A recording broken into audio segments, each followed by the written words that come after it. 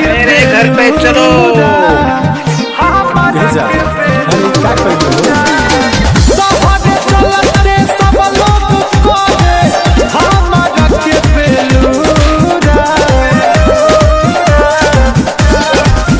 तू तो प्यार कैलू आधा अधूरा बदना हम कदी हलू पूरा।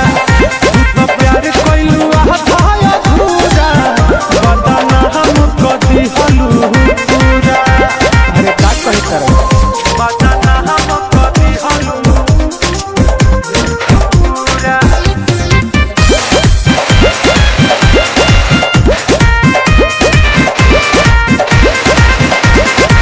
हमरे न रहे मरजिया खाली तू करलू फिदा हम पे सहत पानी अकेले दरदिया मोर हम लगावे न केहू जखम पे।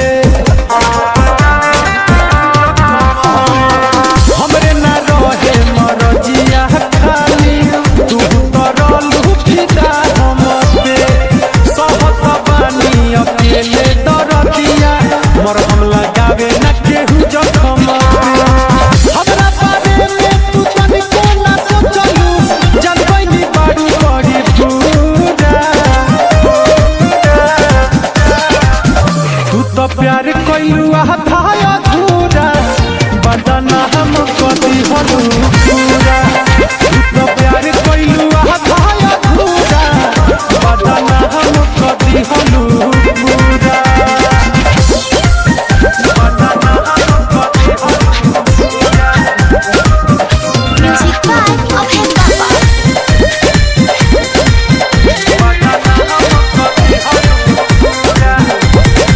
सारा सपनवा माटी में मिलैलू सुन कहता पकावा हो टूटी के दिल चकना चूर हो गइल ऐसन तू मरलू धकावा